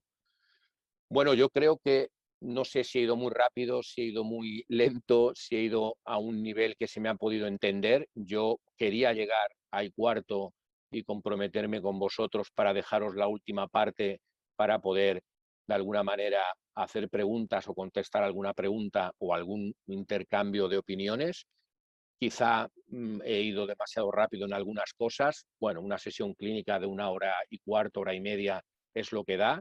Tenéis mi mail, me podéis conectar, por supuesto, para lo que creáis oportuno. Y yo, sin más dilación, pasaría, por supuesto, al tema de preguntas, que veo que hay alguna, y que contestaré en la medida de lo posible. ¿Vale? Dejo de compartir esto para que nos veamos un poco de una manera más, de alguna manera nos podamos ver. Y vale, veo que aquí me preguntan cuál es la diferencia entre responsabilización objetiva y subjetiva. Vale, yo os animo a que veo que son y 17, hasta ahora estaba perdido, la verdad es que, pues mira, me alegro de haberlo clavado porque era un poco el objetivo que tenía, que realmente no pasarme en exceso, ni detenerme, ni no detenerme en exceso en cuestiones concretas, pero he visto que he podido hacer una panorámica general de lo que tenía pensado en mi cabeza, no sé si muy rápido o no, ya me lo diréis, pero sobre todo el tema de las preguntas os animo a que hasta y media que tenemos de tiempo lo aprovechéis, que es lo que dura hasta la sesión práctica.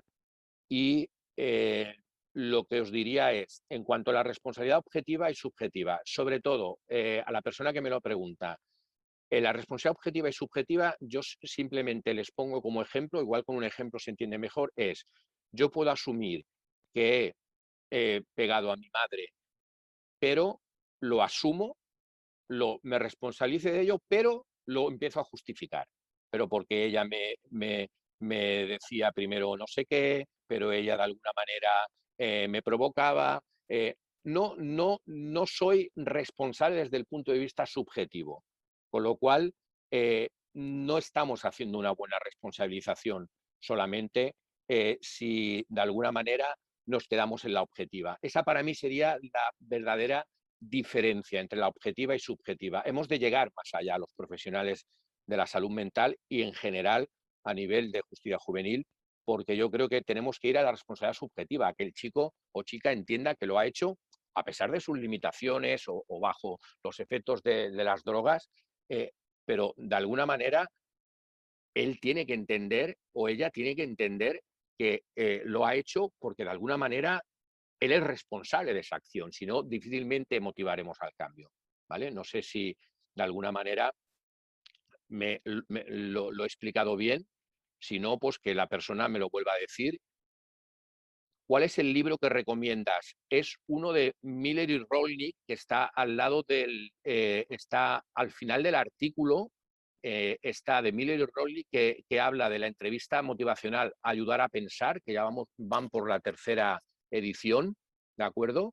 Con lo cual, si tienes algún problema en la referencia, no me acuerdo exactamente ahora mismo el libro, pero, o sea, el formato, yo creo que es la editorial Paidós, pero no lo recuerdo bien ahora, pero es Miller y Rolnick ya han hecho diferentes ediciones y la última es ayudar a pensar, ¿no? Motivar al cambio o algo así. Y cualquiera de los libros que tiene que ver con la entrevista motivacional de estos autores, para mí es un lujo poder leerlos. Lo hacen mucho desde el punto de vista práctico, lo hacen mucho desde el punto de vista de ir mezclando cuestiones teóricas, ¿no? Pues, por ejemplo, los procesos por los que pasa un sujeto en los diferentes estados del cambio, eh,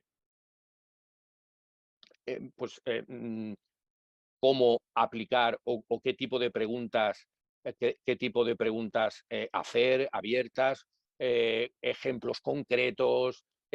Realmente es apasionante realmente el poderlo leer, el que esté motivado con esta estrategia que yo la recomiendo a cualquier persona que trabaje con adolescentes en general, con personas en general, diría, con adolescentes en general, pero ya sin más, con personas reticentes al cambio, vamos, para mí es como haber descubierto, y posiblemente lo estéis haciendo prácticamente todos los que estáis aquí detrás de la pantalla, pero a veces en los cursos de formación que comparto, lo que me agradecen los alumnos y alumnas es que les he puesto nombre a algo que ya estaban utilizando y que se lo he estructurado, porque la entrevista motivacional ni la he inventado yo, ni voy a ser tan arrogante de atribuírmela, pero sí que el aspecto práctico sí que puedo darla y en muchos sitios me la piden como formación o como asignatura aparte del módulo en concreto, porque para mí es una herramienta, una estrategia transversal,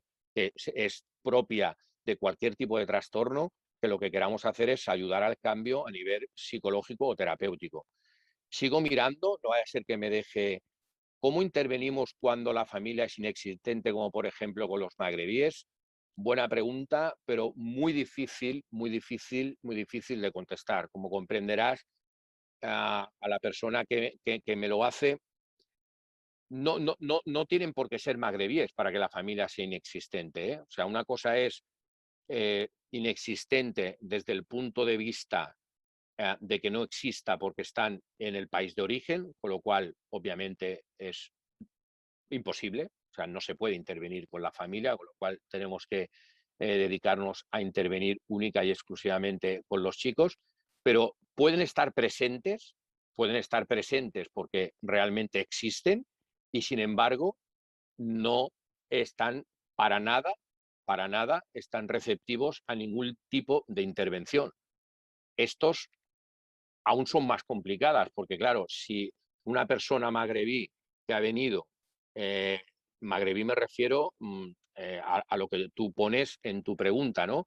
Pero que ha venido, que está totalmente sin documentación, que está sin familia, sin claro, difícilmente vamos a poder trabajar con la familia, nos tendremos que centrar a trabajar con él y con los agentes que le rodean, ¿no? Pues a veces educadores sociales, servicios sociales, trabajadores sociales, pero claro, aún más frustración, sobre todo cuando estás en medio abierto, ¿no? Es cuando te encuentras con familias que existen, independientemente que sean de magrebíes, de catalanes, de latinoamericanos o de donde sean, pero que no están receptivas a la intervención. Aquí sí que, bueno, yo lo que recomiendo es, mi modelo es la motivación llevada al extremo, ¿no? Llevada al extremo en cuanto a que intentar trabajar con los que quieren trabajar y no decaer en el intento. Lo que no podemos trabajar, las personas de justicia juvenil tenemos un encargo y por muy difícil que se nos ponga el objetivo o se nos encomiende la intervención, obviamente tenemos que seguir para adelante. Entonces, si no hay familia, pues tendremos que trabajar con el chico solo. Si el chico solo es refractario, pues tendremos que trabajar con su dificultad y su resistencia al cambio, ¿vale? En cuanto a dónde poder conseguir las diapositivas, ya os lo están diciendo, os lo pasarán y me comentaban al principio que eh, estará en el canal YouTube de ISEP mañana a partir no sé de qué hora, porque se está grabando. Eso también ha habido compañeras y compañeros que me han comentado si se podría, si se grabaría, me han dicho que sí se está grabando, con lo cual se podrá acceder a través de YouTube. Veo una pregunta, si espero no dejarme ninguna en el tintero, en relación a lo que ya han preguntado sobre la intervención con la familia. ¿Se contempla intervenir con la familia cuando ha habido pérdida de la patria potestad o en ese caso se considera que la familia no está disponible? Bueno, vuelvo a decirte, es complejo, es compleja la respuesta. Cuando se ha perdido la patria potestad o cuando tiene la tutela la de Gaia o cuando realmente tenemos familias desestructuradas o cuando hay incluso, bueno, mientras no haya un riesgo real, yo siempre opino de que si se dejan ayudar, bienvenidos sean.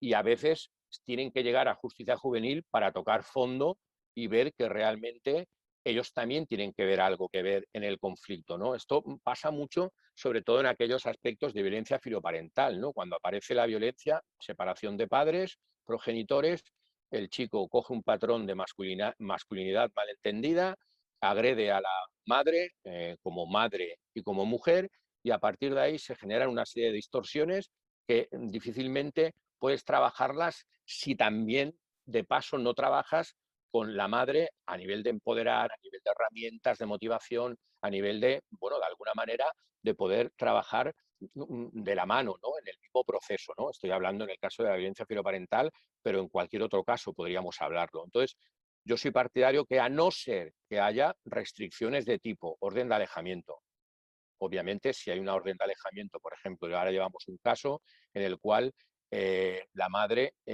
o sea, el padre del chico que estamos atendiendo tiene una orden de alejamiento de la madre por violencia de género. Obviamente, en este caso no podemos trabajar con ese familiar porque hay una orden de alejamiento y porque además no es el padre biológico en este caso y el chaval no quiere en ningún momento, quiere para nada que se trabaje con él. Otro tema que nos encontramos a veces es cuando los chicos mayores de edad nos dicen yo no quiero que trabajes con mi familia, yo no quiero que los cites, yo no quiero que los tengas en cuenta para nada. Bueno, pues tenemos otro problema añadido y otro reto. Obviamente eso dificulta la intervención con la familia, pero vuelvo a decir, no tenemos que cesar en el intento. Yo desde el punto de vista motivacional, siempre lo que intento pactar con ellos es que intentaré siempre mantener la confidencialidad y el código deontológico como psicólogo, salvo que peligre su integridad, peligre la integridad de terceros o que yo crea, por mi rol que desempeño, que hay información que tengo que, bueno, que coordinar o que manifestar con sus progenitores o con cualquier profesional, por ejemplo, en el caso de medio abierto, de mis técnicos de medio abierto, de mis compañeros, por ejemplo, y lo haré siempre de la mano de ellos o ellas, pero que si no vamos de la mano y yo creo necesario que tengo que contar alguna cuestión que sea relevante, lo haré. Esto en el tema de, por ejemplo, agresiones sexuales en medio abierto, me ha pasado en algún caso de que el chico es muy, me ha acabado aceptando los hechos delictivos en el proceso terapéutico y claro, los padres tenían una visión totalmente, eh, vamos, totalmente pobrecito, que no ha sido, es el chivo expiatorio, le han cargado el muerto de que ha sido él. Y claro, cuando tú realmente ves eso, no le haces ningún favor terapéutico él ocultándoselo a la familia. Entonces, tienes que llegar a un pacto, por muy difícil que sea, y yo tengo casos concretos en el cual os podría poner ejemplos, donde realmente lo que puedes hacer es decir, bueno, yo te creo el espacio, te favorezco el espacio, pero el que ha de decir la información eres tú. Y ahora tengo un caso concreto que pasó eso y fue él el que lo tuvo que decidir. Y la familia abandonó de alguna manera ese discurso que terapéuticamente en ningún momento le estaba haciendo ningún bien, ¿no? No sé si hay más preguntas, no me gustaría dejarme ninguna. ¿Qué sucede en el caso específico de España cuando un menor comete una falta tipificada como delito? ¿Es trasladado a algún centro? Bueno, no tiene por qué. O sea, aquí lo que os decía es, en España tenemos una ley de responsabilidad penal del menor, 5-2000, que tipifica tanto faltas como delitos y tiene una serie, el juez y el fiscal lo que tienen es una serie de medidas educativas, porque no se les llama penas, que unas son privativas de, de libertad y otras no son privativas de libertad, con lo cual, en función de la medida, irá a un centro si la medida es de régimen de internamiento o no. Puede ser que un delito, eh, bueno, en los que estaríamos de acuerdo que son difíciles de argumentar que no vaya a centros, nosotros estamos trabajándolo en medio abierto. A ver, un delito contra la libertad sexual, de violencia filoparental, bueno, pues se puede trabajar. ¿Por qué? Pues porque el juez, de alguna manera, cree oportuno, por X razones, el equipo técnico asesora, el fiscal es el que instruye la causa y pide una petición fiscal, y entre todos, pues de alguna manera, lo que se intenta es tener la medida más oportuna o de alguna manera más eficaz. Y en algunos casos el juez, independientemente de la catalogación fiscal, por grave que sea, cree oportuno que no vaya a un centro de internamiento, con lo cual incluso se contempla que, que en algunos casos que eh, se contempla que en algunos casos incluso se pueda suspender ese internamiento, que es un artículo de la ley 5-2000. O sea, tienes que ir internado, pero te lo suspendo a condición de que cumplas la medida en medio abierto. ¿Vale? Son y 31, no sé si hay alguno más. ¿Cómo se explica que no haya un apoyo psicológico preventivo desde la Administración a los menores migrantes de los centros MENAS, que cuando tienen conductas disruptivas se les cambia de centro y a veces se les expulsa por mal comportamiento, pudiéndolo abordar a su llegada, previniendo, abordando consumo de tóxicos? Bueno, Silvia, veo que es, hombre, no sé si eso posiblemente no sería una pregunta para mí. Yo soy un psicólogo que trabaja en el Departamento de Justicia, no en los centros de la Administración y de la Dirección General de Atención a la Infancia, ni muchísimo menos. Yo creo que se les tendría que dar apoyo. De hecho, yo me he coordinado muchísimas veces con educadores que están ahí al pie del cañón y en servicios de emergencias y atendiendo a personas que acaban de llegar y que tienen un problema de tóxicos y de conductas disruptivas tremendo, y que están haciendo todo lo que pueden desde el punto de vista, me consta, por ejemplo, en Barcelona, me consta que se ha creado un servicio ya hace tiempo y que está gestionado por una entidad privada.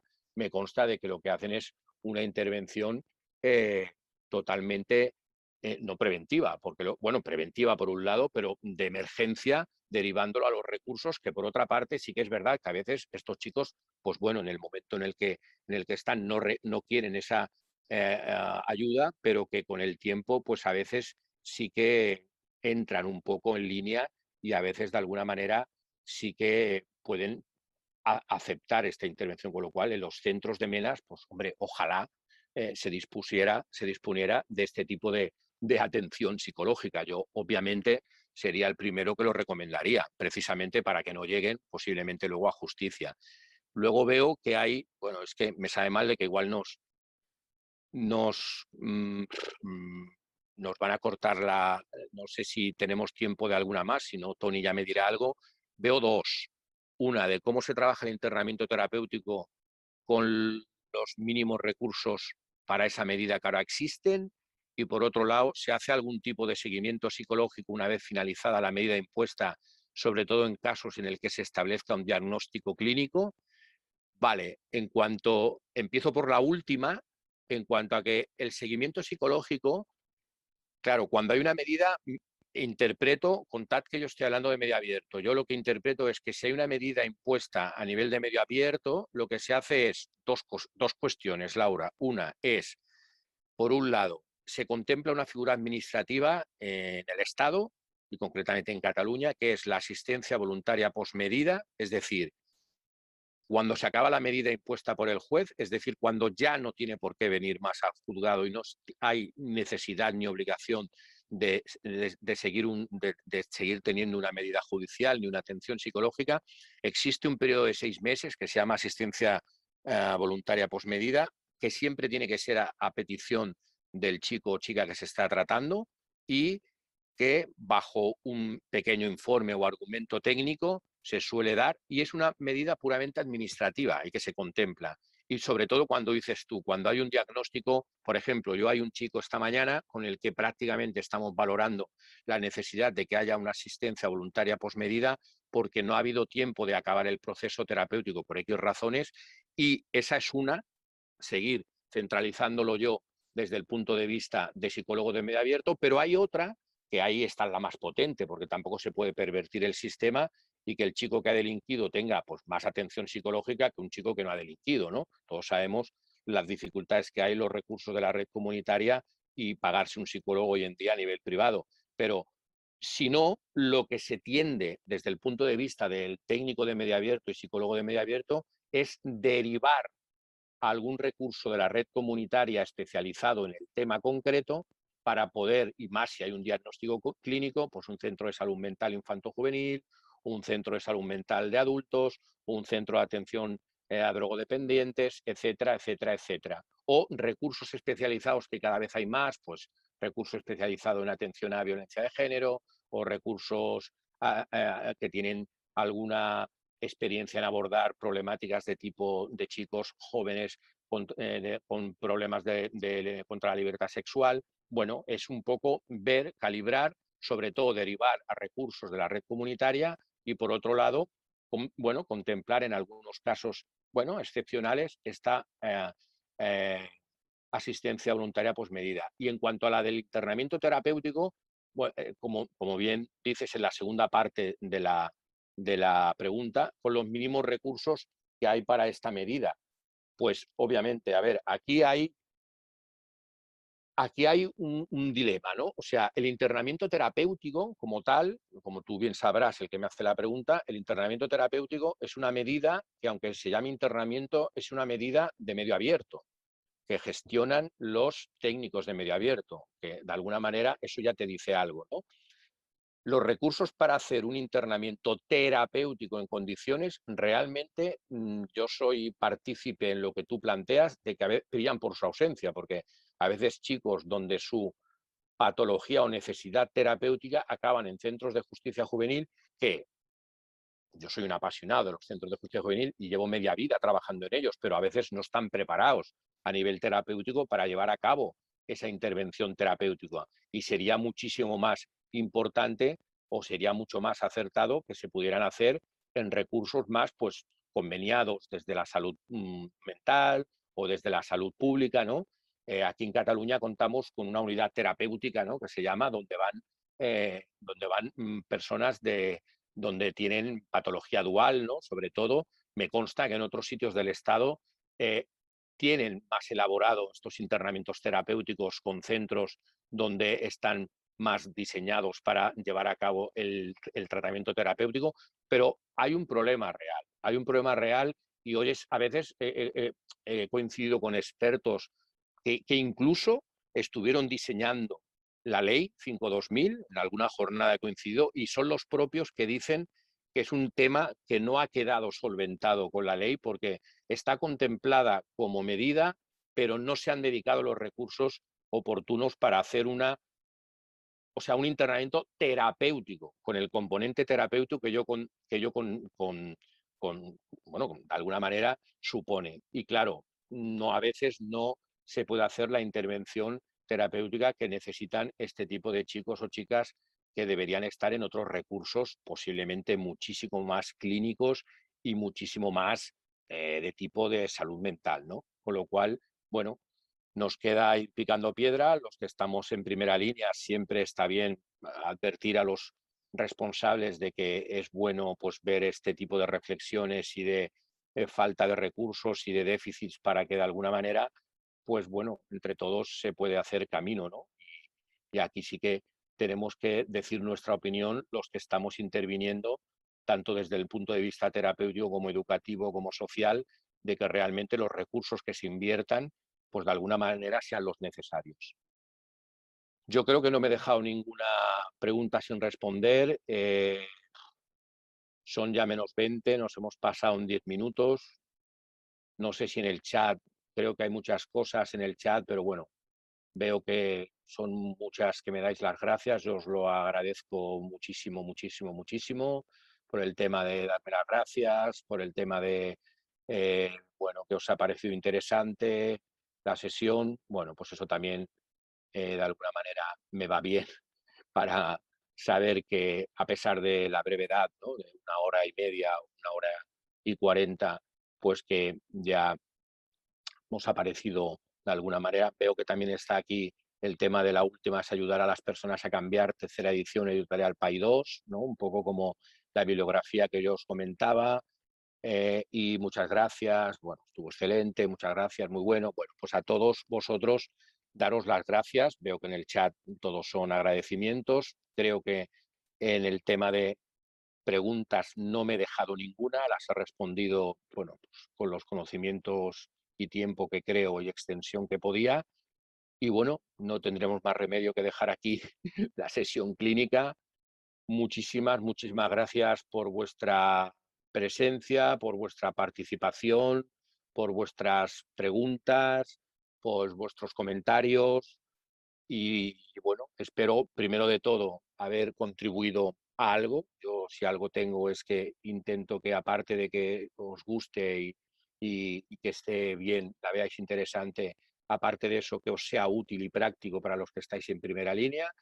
Y aparte de eso, pues bueno, de alguna manera eh, me gustaría que en este breve tiempo os hubiera podido ser útil, que es una de las grandes cosas que a mí me obsesiona incluso, como buen psicólogo y neurótico, tenemos nuestras obsesiones, pues un poco a la hora de cuando compartes formación, sea online, sea presencial, con adultos, ¿no?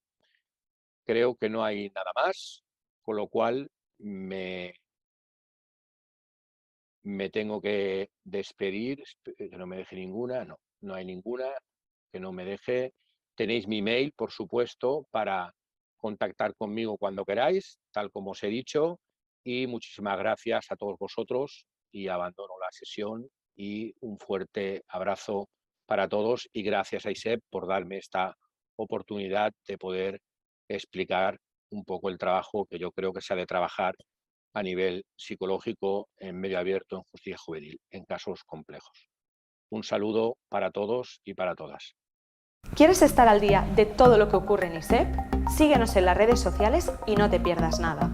Actualidad, entrevistas con expertos, masterclasses, sesiones clínicas, vida estudiantil, eventos y mucho más. Podrás encontrarnos en Facebook, Twitter, LinkedIn, Instagram y YouTube. Además, ahora podrás convertirte en el protagonista de nuestros perfiles sociales. ¿Cómo? Muy sencillo. Cuéntanos cómo está siendo tu experiencia en ISEP, muéstranos cómo es tu día a día o comparte las fotos de tus mejores momentos. Acuérdate de etiquetarnos o de usar el hashtag #experienciaisep. Así podremos compartir el contenido con el resto. Recuerda, juntos hacemos ISEP.